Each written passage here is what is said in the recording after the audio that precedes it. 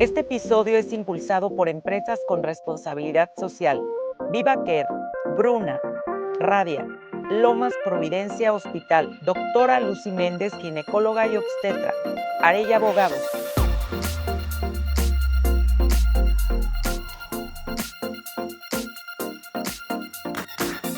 Hola, estamos en otro episodio más de Tus Sumas o Restas, en este bellísimo lugar que es la cava del restaurante Bruna. Y hoy tenemos un gran invitado, que él es cubano, español, y bueno, ya lo adoptamos también como mexicano, porque es una personalidad internacional y es nuestro querido escultor Rafa San Juan. ¿Cómo estás? Hola, gracias por la invitación, un placer. Encantado de tenerte. Estoy feliz, maravillada, porque previo a esta entrevista nos hiciste el honor de invitarnos a tu estudio, que me encantó todo lo que nos mostraste y sobre todo quiero resaltar tu sencillez. Gracias. Que eso se me hace maravilloso en un ser humano y tú lo tienes, Rafa. Gracias por aceptar la invitación. Y bueno, como yo digo, vamos a empezar de atrás para adelante. Muy bien. ¿En qué año inicia Rafa San Juan? Bueno, yo quisiera acotar algo. Lo primero es que gracias por la invitación. Este lugar hermoso, Bruna, que lo conozco desde su inicio, que tiene tanta magia, tiene tanto ángel, que no lo quería pasar por alto, ¿no? Gracias. Qué lindo espacio, muy conmovedor. Y bueno, la pregunta es que ¿cuándo empecé? ¿A qué edad inicio? Yo, como a los 15 años aproximadamente, ya empecé a ver la carrera de arte como un camino de vida. Cuando era niño, creo que desde que tengo uso de la razón, siempre la relación con las actividades manuales o creativas o de crearme mi propio mundo de juego, mi propio espacio, ya ahí había un tema de creación, de necesidad y de una autoinspiración para lograr los sueños que tenía como niño. Eso en esa etapa de niño se cumplió. Después hubo otra etapa quizás de los 10 o 11 años, como hasta los 15, que quería estudiar la carrera de biología y muy intensamente estuve muy vinculado a la naturaleza, al medio ambiente, que lo sigo haciendo, es algo que me apasiona. Y un buen día hubo una ruptura que marcó una pauta en mi vida y decidí que iba a estudiar arte, gracias a un primo. Tú naces en Cuba. Yo nazco en La Habana, Cuba. Nací en un municipio, un barrio que se llama El Cerro, que es un barrio popular. En la época de la colonia eran las casas, era un barrio que se formó de las casas coloniales que tenían las grandes familias de la aristocracia cubana fuera del centro de la ciudad. Y en años venideros la ciudad fue creciendo hasta ese punto y cuando yo nací era un barrio muy popular, habían los vestigios de esas grandes casas, de esas grandes mansiones, que a mí siempre me creaban un gran misterio. Y visitaba algunas de ellas, me acuerdo que mis tías abuelas me iban a visitar, algunas amigas que todavía vivían en esas grandes casas. Y para mí era un sueño, era un misterio ese niño inquieto en querer entrar a esas recámaras a través de esas mamparas y ver esas camas antiguas. Era un sueño que siempre me apasionaba hacer, cada vez que podía. Y ahí fue, fui un niño muy libre, muy inquieto. Siempre andaba jugando en la calle con los amigos, haciendo travesuras, trepado en todos los lados que podía. Y yo creo que eso posteriormente me ayudó mucho a lo que es hoy mi vida. Y tienes una infancia muy linda junto con tus padres, ¿no? Sí, claro. Tus padres, me platicábamos antes que tus padres vienen de familia española. ¿Tu padre? Mi madre sobre todo. Tu madre. Sí, mi mamá es de familia, ambos abuelos son españoles y siempre en mi casa, desde niño, vivía alrededor de una comunidad de abuelos y tíos abuelos. En la casa donde yo nací era la casa de mi bisabuela y frecuentaban todos estos tíos abuelos con un gran arraigo a su madre patria, ¿no? Y eso se manifestaba en el comportamiento, en los alimentos, en el ceseo. Mi abuelo siempre ceseó como español y cuando se enojaba, eh, las regañizas la daba muy gallegamente, ¿no? Sí, me imagino. Entonces, por eso, a pesar de que yo nací y me crié en Cuba, ese círculo familiar estaba muy ligado a España y cosa que me pasa increíblemente cada vez que voy a España empiezo a descubrir sabores o a redescubrir sabores de mi infancia que quizás los tenía olvidados. Qué maravilla. Sí, es muy curioso. Y bueno, sales de Cuba, ¿a qué edad? Salgo ya yo de manera definitiva. Uno viajaba o salía de Cuba a hacer, siempre era hacer algún proyecto que te encomendaba el Ministerio de Cultura en mi caso. Si no, no podía salir. Si no, no podía salir, normalmente no. Desconozco exactamente cómo eran los caminos, pero en mi caso siempre salía cada vez que había un proyecto donde se necesitaba que fuese.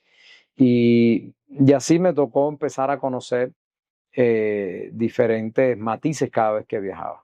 En el caso de México, yo llego en el año 2000 vine la primera vez, pues 2001, a diseñar el pabellón de Cuba cuando la Feria del Libro. Vine con un grupo de estudiantes a hacer ese proyecto y después que se culmina ese proyecto, yo presenté dos exposiciones, una de ellas con el periódico Informador, otra en el Instituto Cabaña, y se empezó a desarrollar esas dos exposiciones paralelamente y a raíz de ahí solicité una prórroga y otra y así hasta la fecha. En varias ocasiones he estado a punto de cerrar por un tiempo las relaciones con México y moverme a otro lugar y siempre hay una mano mágica que... Un proyecto nuevo y casi me deja con las maletas hechas, las he tenido que abrir y de nuevo... Qué maravilla. Integrarme. Qué maravilla, porque aparte tenemos una obra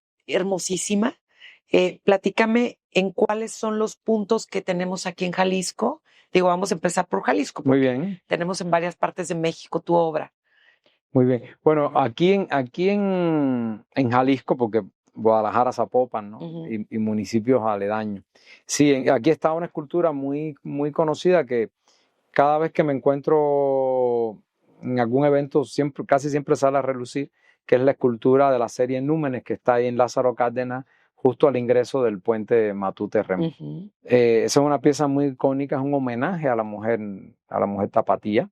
El proyecto inicial eran dos esculturas, hasta ahora se ha hecho una, ojalá se pueda concluir la otra pieza, que era una que te recibía en la ciudad y una que te despedía de la ciudad.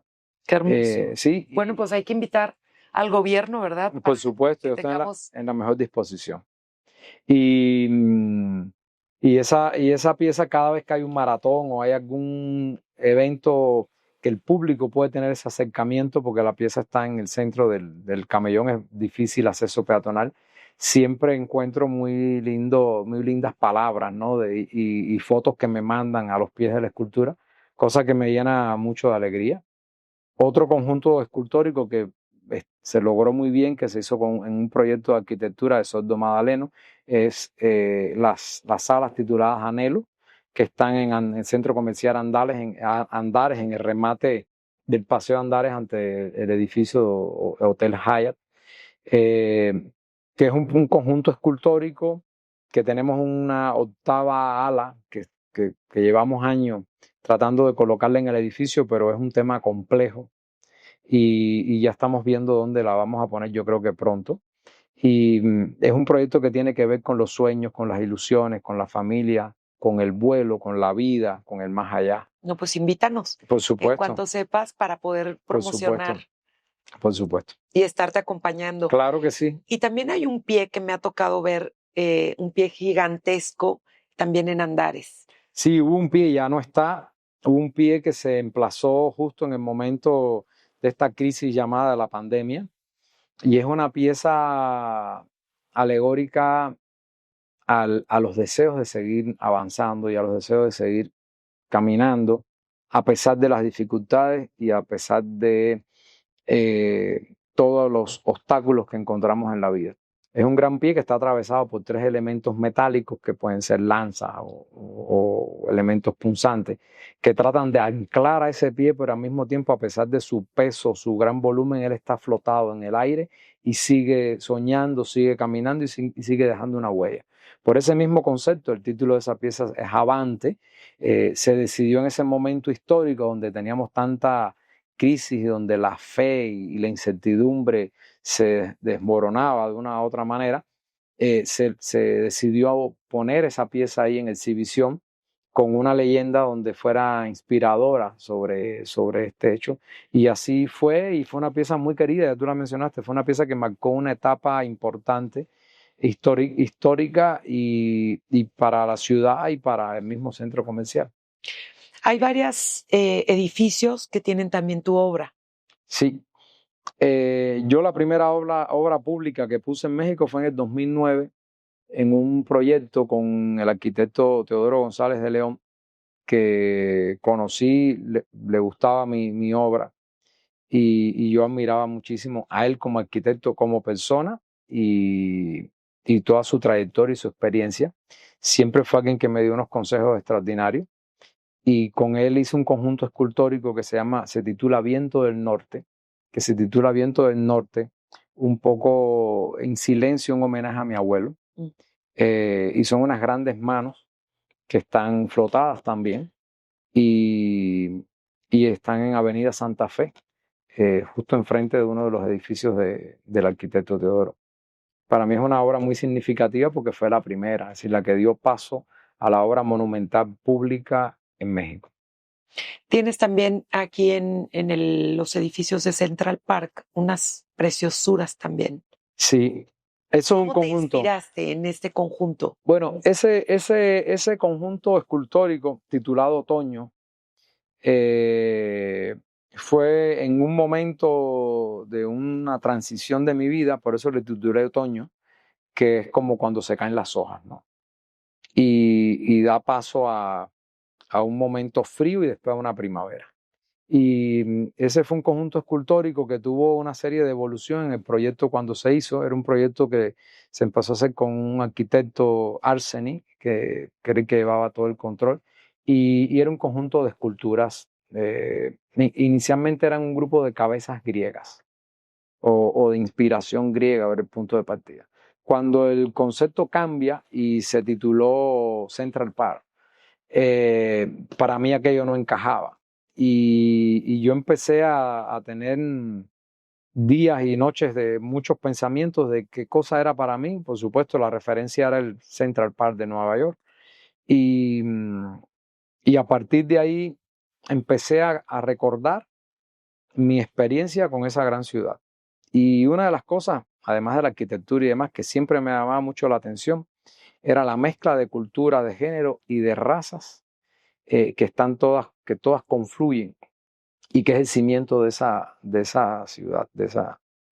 Y a partir de ahí empecé a hacer una investigación, empecé a hacer un estudio y les propuse a los arquitectos, los desarrolladores, que había que dar un giro, que para mí era importante que esos rostros representaran la cultura del mundo, las razas influenciadas por el mundo occidental, que es muy exigente y muy estético. Es decir, se ha vuelto en los últimos años la moda, la belleza, lo que tenemos definido como belleza física, ha marcado una pauta y ha sido como la punta de una proa para abrir el camino, y a partir de esas exigencias que existen en el mundo, fui desarrollando ese proyecto. Entonces, la primera escultura es un rostro griego hecha en tiras de acero. Para mí el acero y el concreto han sido 2 materiales muy importantes que he usado en mi trabajo, porque para mí significan la contemporaneidad. gracias a esos materiales el hombre ha evolucionado en los últimos 100 años, en esas grandes torres, en esos grandes edificios, y lo seguimos haciendo. Todavía no tenemos un suplemento para podernos llevar. Si uno ve esos grandes puentes, ve esos grandes edificios, estos dos materiales están presentes. Y yo apuesto mucho en esos dos materiales y apuesto mucho también en el reciclado. Y esas piezas fueron los primeros rostros en tiras de acero reciclado, y que expresan un sentimiento y esta historia que te estoy contando. Y a partir de ahí se hizo la primera escultura, que fue una inspiración de una escultura muy clásica, muy griega. Y después siguió, la segunda pieza fue una mulata, que es la mezcla de raza de África con el occidente y demás. Fueron piezas que yo tuve un proceso de investigación. Yo estuve en La Habana, yendo y virando, pero muy seguido, y iba mucho al conjunto folclórico nacional. Hacía apuntes de las bailarinas, de las mulatas, de las negras, de la expresión, de la expresión corporal, de los rasgos. Y de ahí, antes de la escultura que tenemos en Central Park, hay como 5, 6, 7 maquetas diferentes hasta que se logró lo que yo quería que tuviera el sentimiento. Después siguió una latina, después siguió una asiática y por último concluyó una hindú. Y ese es el conjunto escultórico de 5 piezas de los rostros. Independientemente de esto, hay 3 manos en concreto, de una serie que se llama Fragmentos Inconclusos, que son piezas ya como obra más fuerte en cuanto a formalidad y en cuanto a conceptos también. Son unas manos que una la está abriendo un arado, las otras están anzuelados por unos elementos punzantes. Sí, ya tiene otro dramatismo, otra historia de la misma vida, ¿no? Me llamó la atención cuando los invitaste a tu estudio, el gran arte que tienes también en la pintura, porque ¿cómo has fusionado estas dos?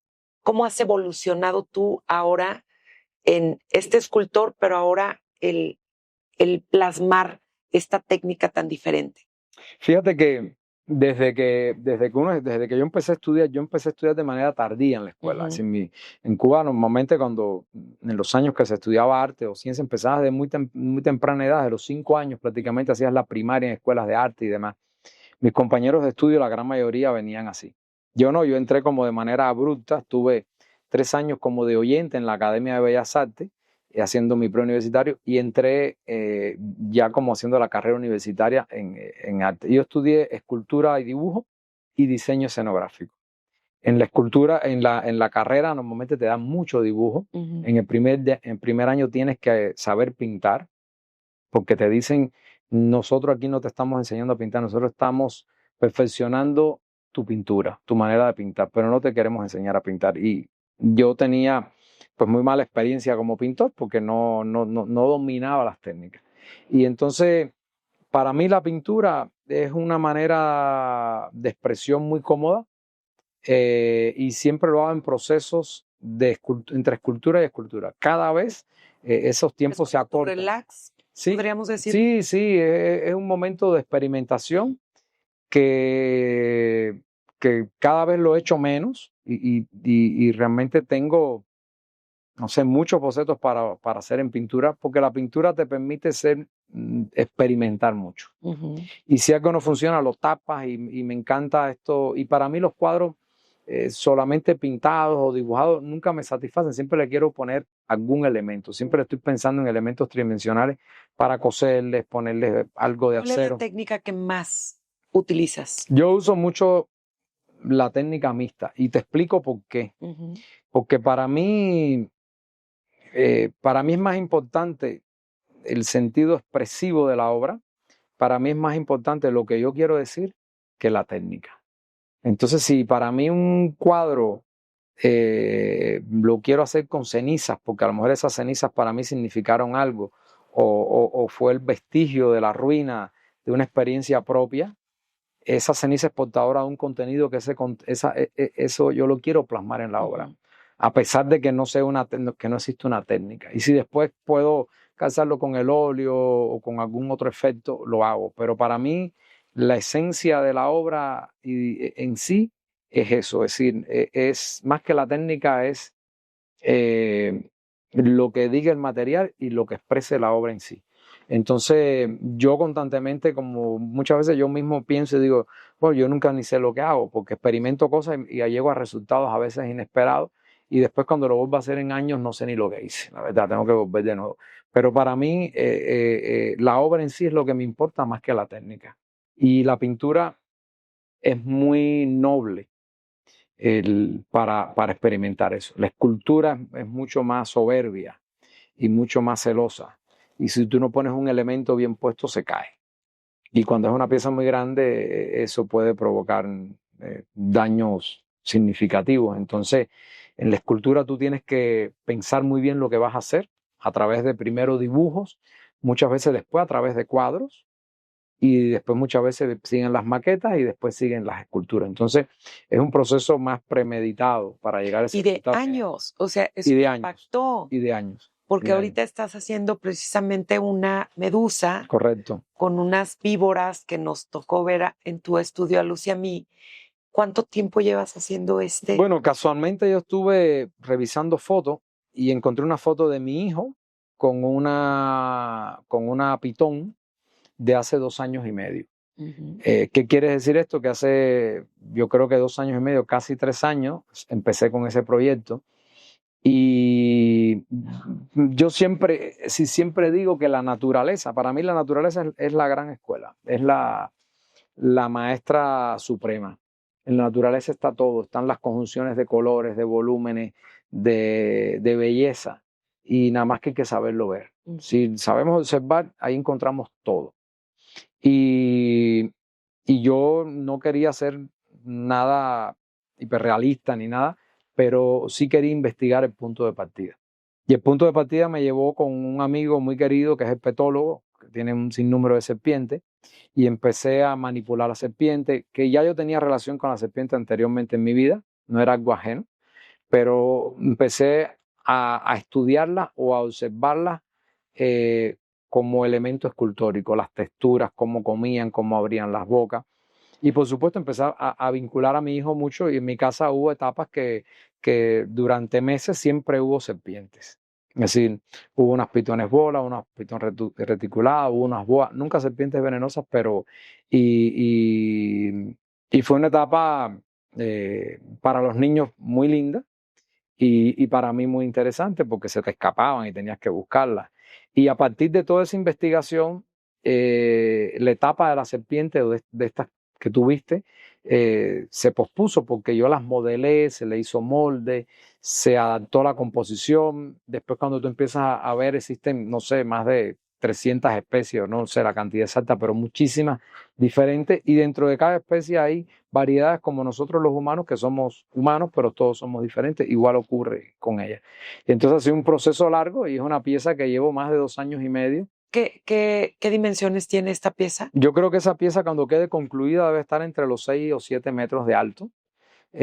También es una pieza que yo he trabajado mucho el rostro, porque es una pieza que he querido que tenga carácter, que tenga un ángel, que sea un rostro bello pero fuerte, y, que tenga esa expresión que quien la vea no pueda quedar inmune, como es el mismo concepto que pasó con la historia, con la historia de la medusa. Entonces es un reto. Petrificado. Es un reto, es como que la pieza espiritualmente te petrifique cuando la veas. Ay, qué hermoso. Y es una pieza que ojalá pueda hacer otras versiones, porque ha sido un reto. La verdad, sí, ha sido un reto para mí hacer esa pieza. Sí. En tiempo, en costos, en evolución, ha sido una pieza compleja. Un gran reto. Ha sido un gran reto. ¿De espíritu libre? De espíritu libre, depende, pero no, yo me creo que sí. Cuando me dices preguntas de espíritu libre, ¿cómo a qué te refieres? Como ahorita hablando de tu arte, viendo tu obra en tus cuadros y todo lo que haces, como que no hay una técnica específica que aprendiste de alguien.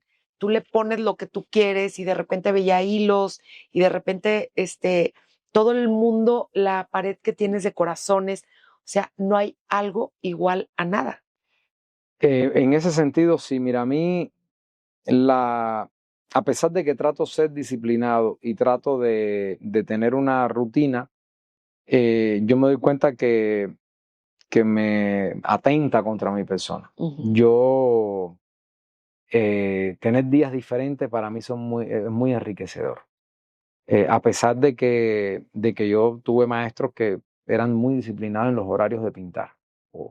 Y ¿Tú tienes un horario de pintura? mira, yo vivo para el arte, la verdad, y eso me ha costado muchas cosas en mi vida. Pero yo soy artista o vivo para la creación en todo momento. Es decir, para mí un domingo puedo estar en el estudio eh, organizando bocetos o revisando lo que se hizo en la semana y marcando con un marcador lo que hay que corregir y pasando a lo mejor un mensaje a los colaboradores que hay que empezar por aquí, que hay que hacer eso allá. Cuando el tiempo me lo permite y no me absorbe los compromisos, vamos a decir, más personales, mi tiempo está entregado a eso. Hasta inclusive en la noche, sí, si yo pongo a veces una película o algo, siempre estoy viendo la parte creativa, si estoy viendo, inclusive a veces he puesto películas para analizar, las pongo en silencio y voy viendo el vestuario, la actuación, pero por un sentido yo creo que crítico, hasta por la parte que donde estudié diseño escénico, que eran ejercicios que te mandaban y, y eso inclusive me ha servido hasta para temas de las redes, que ahora al final es la base. Es decir, la base de todo esto es que estudió cine o que estudió toda esta estructura de las artes audiovisuales, es la base de todo lo que está pasando ahora. Entonces, hay veces que tú las analizas fríamente, pero yo soy, no sé, la mente siempre está soñando y a veces me hablan y no estoy prestando atención y estoy pensando en otra cosa. Y te digo, eso me ha costado mucho, me ha costado mucho en la vida, pero la verdad soy así. Es decir, soy distraído en ese sentido. Sí, Te preguntaba de los rostros que tienes y me decías que no eras tú de ver, veo la cara, vamos a pensar, de alguna actriz. No, como que es tu imaginación y ahí vas haciendo los elementos. No es la cara de nadie. no, no es la cara de nadie. Mira, para mí, yo en este momento que estoy, para mí inclusive los rostros, y lo he conversado en privado con otros artistas, y para mí ya un rostro eh, es como casi un lienzo en blanco, a pesar de que todos son muy diferentes. Es decir, no hay ninguna escultura de un rostro que sea igual a la otra. Por eso también tardó tanto en los procesos. Y ya para mí la parte interesante de estos proyectos es los elementos que llevan estos rostros o los elementos que llevan estos bustos, ya sean textos, poesías, elementos tridimensionales, algo más constructivista, algo más brutalista, algo más orgánico. Es decir, es lo que complementa. De hecho, en algún momento voy a hacer una pauta y voy a empezar a modelar 100 bustos para poder desarrollar todos estos elementos que ya en una obra tan monumental o tan grande tarda tanto tiempo. Y entonces en un formato más pequeño va a poder llevar a cabo una serie de esculturas de un formato mediano de unos 60, 70 centímetros, donde pueda haber una gran pared o un gran espacio donde se exhiban todos estos elementos y me sirvan a mí de una referencia visual más clara para llevar a cabo lo que esté en un papel o esté en un cuadro a estos elementos. Pero muchas veces eh, yo todo el tiempo estoy mirando los rostros y sobre todo soy un gran admirador de la mujer, soy un gran amante de la mujer, toda mi vida lo he hecho, es decir, he sido siempre muy visual, como a veces yo de broma decía, los ojos no envejecen, ¿no? Y lo bello es bello. Y desde que tengo uso de la razón lo recuerdo. Es decir, recuerdo desde niño de haber visto a maestras que las veía preciosas. Y recuerdo, entonces siempre estoy observando los ojos, la nariz, el rostro, el cuerpo, cómo giran, cómo miran, la expresión. Inclusive todo el tiempo miro proporciones y a veces a veces puedo estar en una comida observando mucho a alguien hasta tal punto que muchas veces me autodigo, no, déjame no mirarla más porque Van a creer que sí, están ahí ligando sí, así el mismo es, escultor. el escultor, pero sí, sí lo hago. ¿Has pensado alguna vez hacer una ya vi un autorretrato tuyo que está Ujú. divino, pero ¿has pensado hacer una autoescultura de Rafa San Juan? Sí, sí lo he pensado, claro. Estaría increíble. Sí, lo he pensado. Desde hace muchos años lo pensé. Inclusive he pensado muchas cosas que en su momento no he hecho. eh, de moldes, de fragmentos de cuerpos y de, no sé, de elementos de personas, y lo he pensado y no lo he hecho. Y, y te digo, me es una ironía porque el autorretrato que tuviste ahí yo creo que lleva 15 años Sí, no, me impactó toda la obra que tienes ahí, dibujado. que me dices, esta no la he terminado, esta no la... Sí, Dices, wow. ese autorretrato tiene 15 años, yo tengo la tarea de pronto hacerme otro autorretrato, va a haber una evolución y ojalá sigan otros. Y después sobre esos elementos inclusive tengo que intervenir. Ese autorretrato llevaba una serie de herramientas que conservo, que he usado en mi vida, clavadas dentro de esa pieza. Uh-huh. Entonces, otra parte que también tengo presente, que quiero llevar parte de la obra a textiles, a batiks y demás, que no lo he hecho y lo quiero empezar a hacer Sí, también. eso estaría, se me hace otra rama impresionante que podría ser un hit. Sí. Quisiera que me platiques un proyecto maravilloso que tienes en Cuba, en una casa que me estabas platicando el día que nos vimos en tu estudio, de la casa que tienes para los niños. Platica esa, que es una fundación de Rafa San Juan. Bueno, realmente hoy en día no es una fundación, hoy en día es como Museo. un sueño. No, ahorita es mi casa, es el estudio y es el taller que está en La Habana, es una casa de los años 30, que desde que llegué a ese espacio siempre pensé en hacer algo más allá de mi necesidad como individuo y que ese espacio fuese más como una comunidad o social. Y a partir de esa inquietud, cada vez le he dado más vuelta al tema y yo la verdad mi idea es convertirlo en algo cultural, en la sede de la historia de mi vida, inclusive el día que no viva. Ojalá se pueda concluir, que yo creo que sí.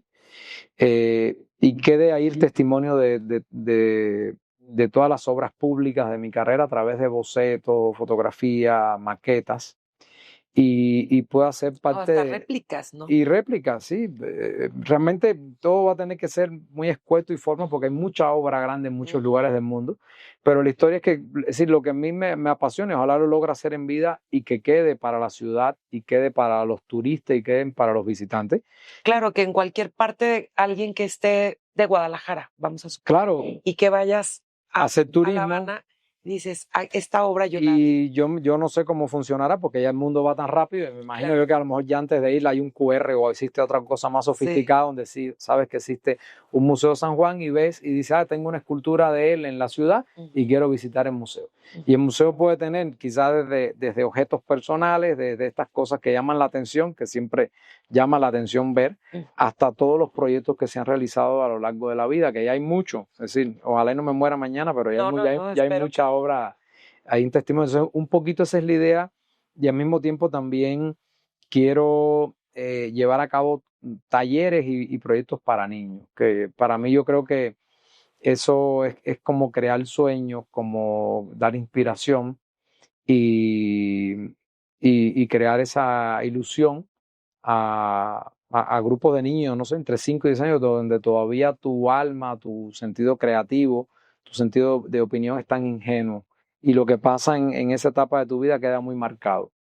Y entonces esa es la idea, realmente es tanto yo como amigos, como otros profesionales, inclusive en otras ramas, que puede ser algo de lo culinario, que ya es un mundo tan espléndido que cada vez ya las presentaciones de los platillos son obras de arte, cada vez la expresión de los chefs es mucho más allá, son ilusiones de colores, además de los sabores y de los olores. Es poder compartir con esos niños esas vivencias a través de profesionales y que tengan experimenten esas sensaciones y le puedan crear sueños, ¿no? Es un poco esa idea. En una de las pláticas que hemos tenido, me llamó mucho la atención cuando me platicaste, cuando eras tú pequeño, cómo tenías unos ticketcitos y que solamente podían tener cierto número de pares de zapatos. Platícame un poquito de eso y qué te impulsa ahorita a hacerlo diferente.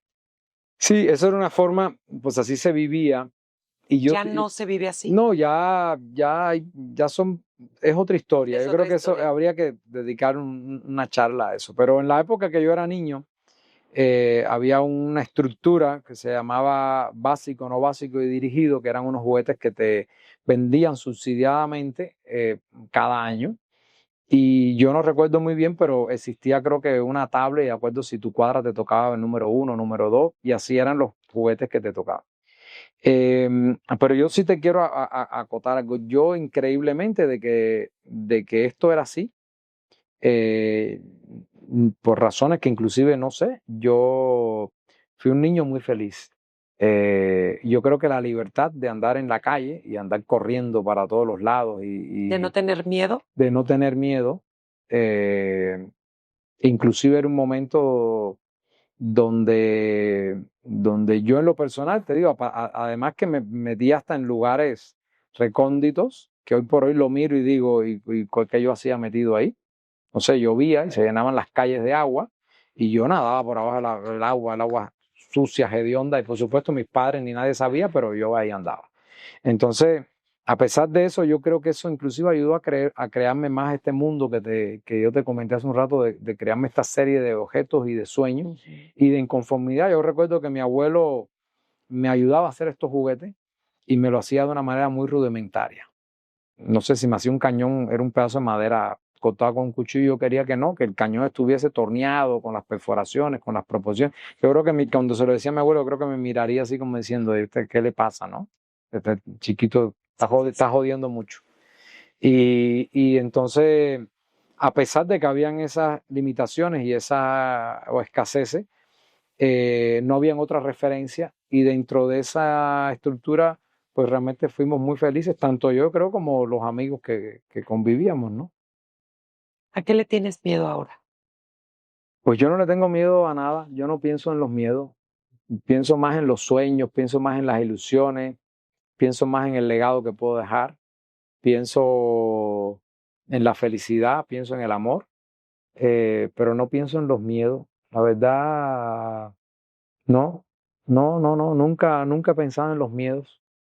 No es algo que esté sobre mi escritorio. Dime 3 retos grandes que hayas tenido en tu vida. 3 retos grandes. Bueno, un gran reto que he tenido en mi vida fue cuando me quedé en México, cuando estuve la primera etapa en México, que fue una etapa muy compleja de transición, de no saber cómo enfrentarte a ciertas cosas, de haber una pauta dentro del tema del exilio. Yo empecé mucho a leer a José Martí en esa etapa. Esa fue una etapa muy difícil, de no poder ver a mi familia, a mis padres, de un desarraigo hacia mis costumbres y asimilar a otras. Fue muy difícil, fue una etapa silenciosa que yo sabía que nadie iba a comprender como yo la estaba viviendo. Y, y también por eso amo tanto a México, porque descubrí, yo creo que de una manera muy, muy apasionada, de lo que era México y lo que era su cultura y lo que eran sus raíces y lo que era su gente. Y me tocó por mi mismo trabajo estar desde barrios muy populares en el Cerro del Cuatro con un herrero y cosas así, hasta barrios residenciales muy, muy lindos, ¿no? Entonces, esa etapa fue muy difícil. Y en la etapa personal, eh, yo creo que siento mucho, pues, rupturas que he tenido en mi vida sentimentalmente, eh, que, como te decía, yo creo que una gran parte es por la misma dedicación que le dedicas a tu trabajo, te descuidas de otras tantas cosas. Pero esas incisiones son dolorosas, ¿no? Porque yo creo que es muy importante quien te acompaña en la vida y entiende y te entienda que eres un ser que necesita ese tiempo o sencillamente, yo a veces ni siquiera lo entiendo, yo a veces no entiendo por qué soy tan obsesionado con crear o todo el tiempo estoy queriendo tener esos sueños. Por ejemplo, el mismo proyecto de la Casa de Cuba, todo el tiempo estoy pensando que este espacio puede quedar para hacer algo de títeres o puede este espacio para pintar o el otro espacio que quede impecable, pero nada, te viene esa obsesión y a veces yo mismo digo, no, pues tengo que parar un poco, tengo que... Y te reinicias. Y me reinicio, pero soy muy, Está increíble. pero soy muy obstinado, realmente soy muy perseverante y le dedico tiempo a todo. Ahora el teléfono, que uno es esclavo del teléfono, pero trabaja ahí con todo. Constantemente uno está escribiendo con una cosa, otra cosa, y las cosas que vas delegando a veces no quedan como tú quieres y las retomas y te involucras. Entonces, eso es otro, yo creo que otro gran reto que ya a mi edad me pesa, me duele, veo hacia atrás y digo, eh, encuentro cicatrices, fisuras, dolores de cosas que van pasando en la vida por lograr otras tantas cosas, la gran mayoría de consagración al arte, la verdad, o a querer tener un modo de expresión. Eh, y yo creo que el tercero, por decirte algo, es el reto que tengo a diario en estas grandes esculturas monumentales que siempre son desafiantes, siempre tienes diálogos, enfrentamientos, puntos de vista con los ingenieros, con los arquitectos, eh, con los externos, con, con los desarrolladores, que tienes que imponerte, convencerlos, ser dócil, aprender a ceder, eh, y aprender también a imponerte. Eso fue algo que me enseñó Teodoro. Siempre me decía, impón tu trabajo porque tú eres el que mejor lo vas a poder hacer y defiéndelo hasta el último momento. Y es lo que he tratado de hacer. Te puedo contar disímiles de proyectos que me han dicho, no, no se puede. Y sí, sí se puede. De hecho, Veo como sí. sí, sí se puede. Ahora mismo ando en el reto que estoy viendo que la escultura que está en el Malecón de La Habana se está perdiendo, lamentablemente. El salitre se la está comiendo. Y ando haciendo todo lo posible por poderla llevar a bronce o poderle sacar molde y poderla llevar a un material más definitivo, que no se pierda ese testimonio. Es la única escultura de mi carrera que estoy viendo que se está perdiendo. Y es como si tienes un hijo... Sí, que está desgastando. Que tienes un hijo que ves que está mal y estás en el, es decir, en el deber de restaurarlo. de sacarlo adelante. Y eso me trae muy inquieto. Es una de las cosas que me trae muy inquieto. No, yo creo que sí. Tiempo yo creo que es el que le falta a Rafa San Juan de todos los proyectos que veo que tienes. Rafa, si te fueras al futuro, 5 años, ¿qué crees que te diría el Rafa? ¿Qué le diría el Rafa de ahorita, en 5 años? Uy, en 5 años.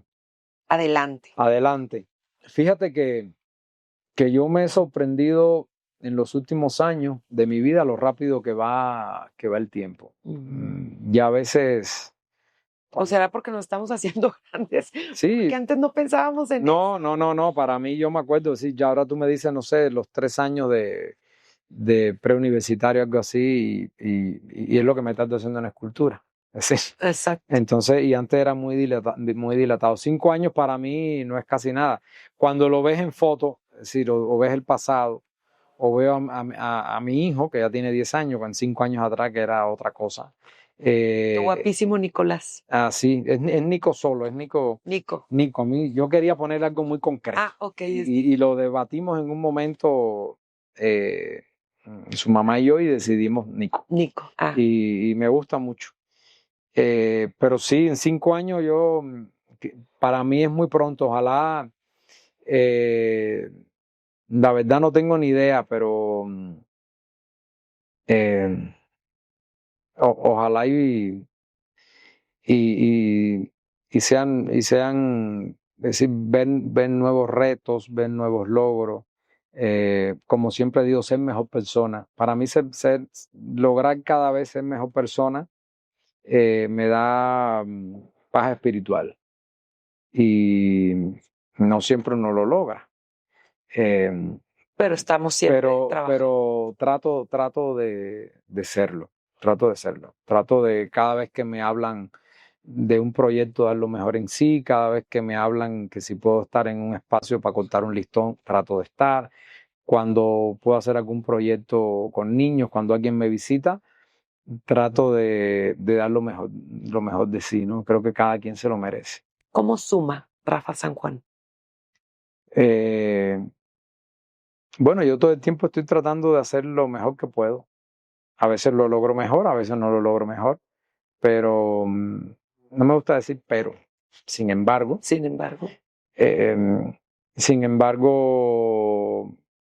a veces lo logro mejor que otras veces. Pero siempre trato que las cosas salgan bien y que sumen. Y que sumen. Y tienes buenos amigos aparte, porque veo que mucha gente te aprecia. Sí, increíblemente sí. Tengo muy buenos amigos en muchos lugares. Uh-huh. Y tengo amigos que a veces dejo de ver un tiempo y me escriben con mucho afecto y me da alegría. Sí, claro. A pesar de que yo soy muy... ¿Te consideras introvertido? Cuando era niño, sí. Sí, pero ya no. Ya no, al contrario, me gusta conocer personas. Me gusta hablar. Tengo los idiomas que a veces están en contra mío, ¿no? Ojalá pudiera tener más dominio de varios idiomas para poderme comunicar. Yo le pido a los tecnológicos que cada vez inventen un traductor más eficiente. Igual estoy yo. Para poder llegar cada vez, es decir, que eso no sea una barrera.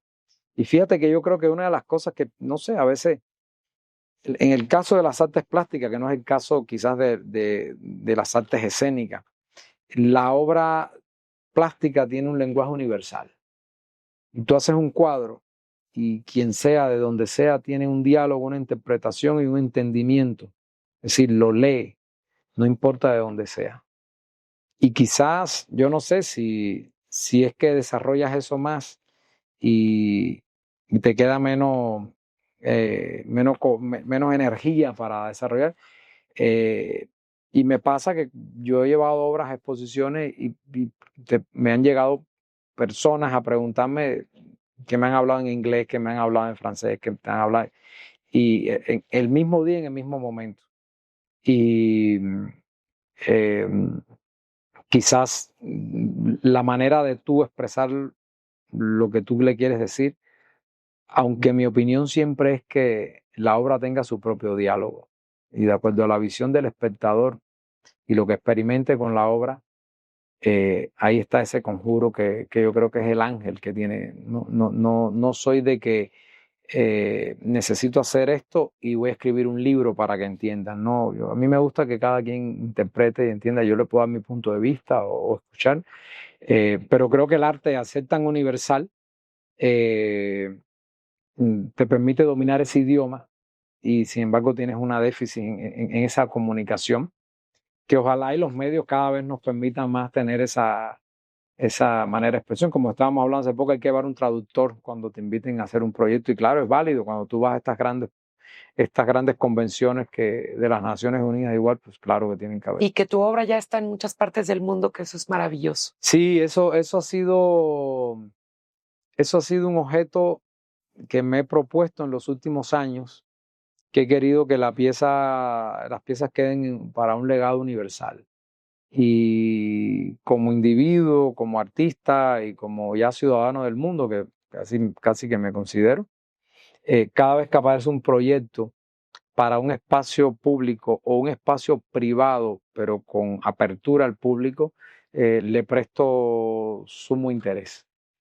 Porque yo me nutrí de eso en mi infancia. Para mí ver una escultura o algo en un espacio público, siempre recuerdo que de niño me detenía a observarla, aunque fuera una forma geométrica o abstracta que quizás no entendía, me llamaba mucho la atención. Y es lo que trato de hacer, es lo que trato de dedicarle el mayor tiempo que puedo. Hay muchas obras que quedan en colecciones privadas, que eso no pasa. que también lo agradezco mucho. Claro, porque en muchas, oye, me llama la atención que en Inglaterra, bueno, que tuviste la oportunidad de estar también con el ahora rey Correcto, Carlos, sí. has tenido unas oportunidades maravillosas a través de tu carrera de conocer a personalidades impresionantes. Sí, así es, así es. Siempre nos basamos en las grandes personalidades y por supuesto que es importante, pero yo trato siempre, para mí es importante desde la persona común hasta las grandes personalidades. Y a veces tú descubres palabras o sentimientos de personas, vamos a decir, más anónimas, pero al final todas son personas, ¿no? Claro. Y sí, claro, y si te ha tocado estas grandes personalidades o estas gran figuras, ya sea de la realeza, de la política, de las mismas artes, que son muy enriquecedoras o son como más inalcanzables, ¿A ¿no? quién admira Rafa San Juan en el arte?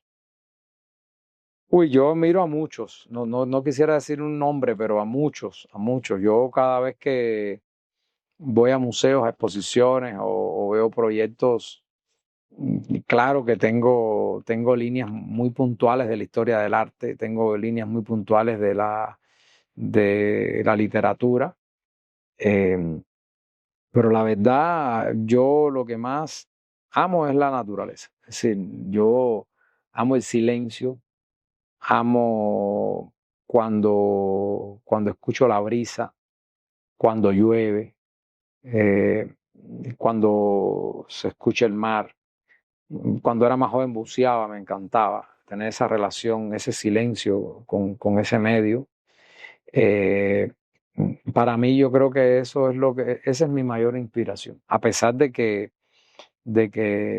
yo no expreso en mi trabajo esos matices, pero sí, sí, sí. Cuando escucho a veces a un estudiante de música que va llegando cada vez a la tonada más perfecta, o los ensayos. Siempre me viene a la mente que cuando iba a los teatros y estaban ensayando, haciendo el ensayo general de un festival de ballet o un festival de jazz, eh, donde se ve la imperfección humana superándose a sí misma para lograr ese gran resultado para el espectáculo.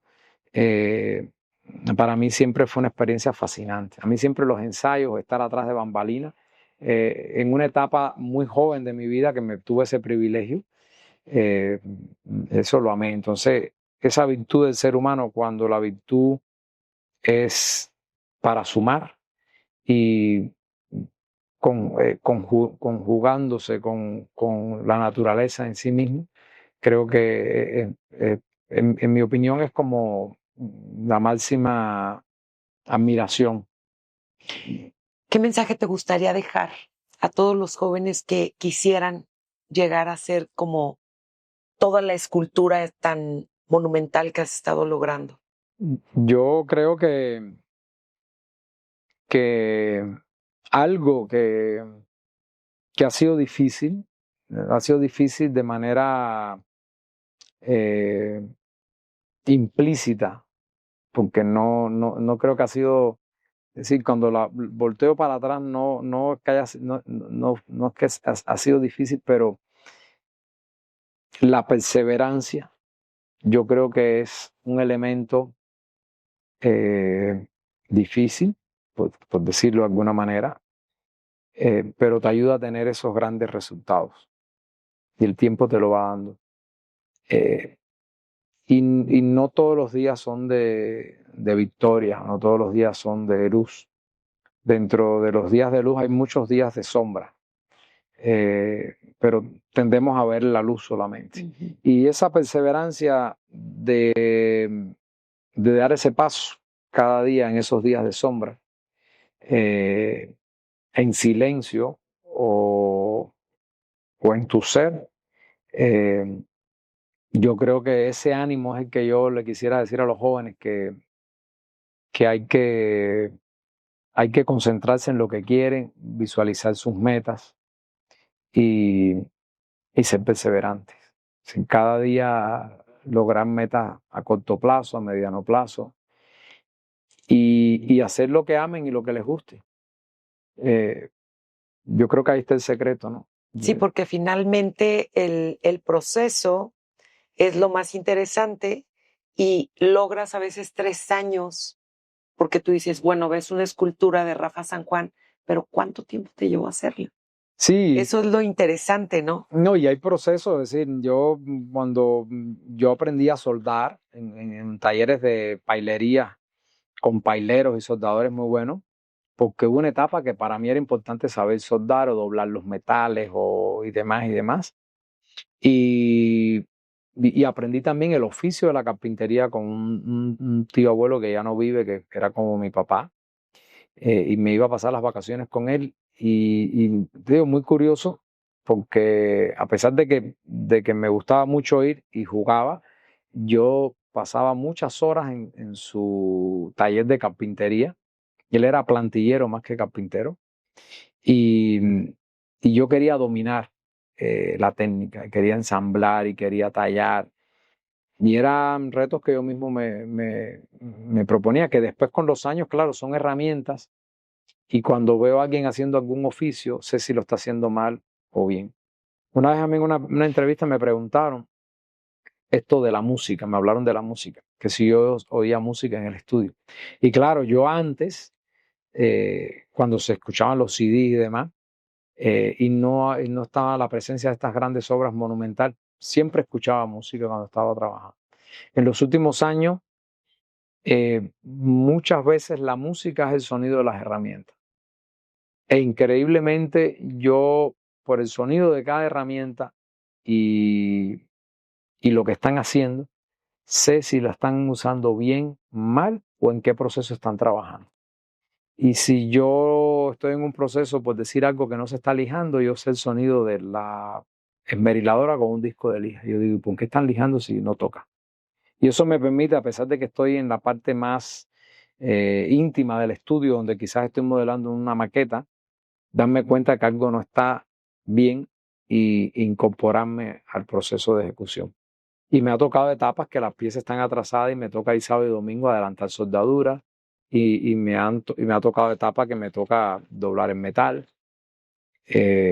o estar sub y baja de un andamio, o estar preparando el concreto, que son cosas que a veces no quieres hacer, pero en ese momento te toca. Y es importante aprenderlas todas. Y es importante aprenderlas todas.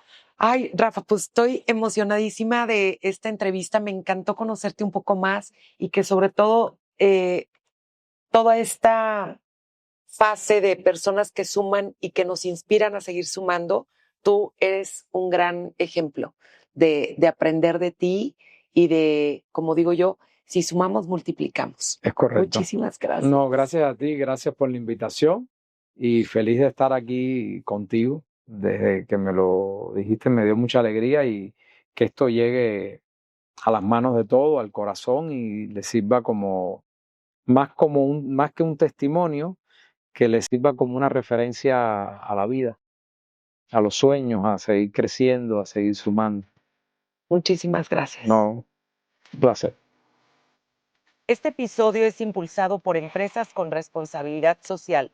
Viva Care, Bruna, Radia, Lomas Providencia Hospital, Doctora Lucy Méndez, ginecóloga y obstetra, Arella Abogados. Síguenos en nuestras redes sociales y suscríbete a nuestro canal de YouTube y Spotify. El amor nos mueve y tu apoyo nos sostiene. Tú también puedes sumar al Instituto Down de Occidente. Este fue un podcast producido por CreaMob.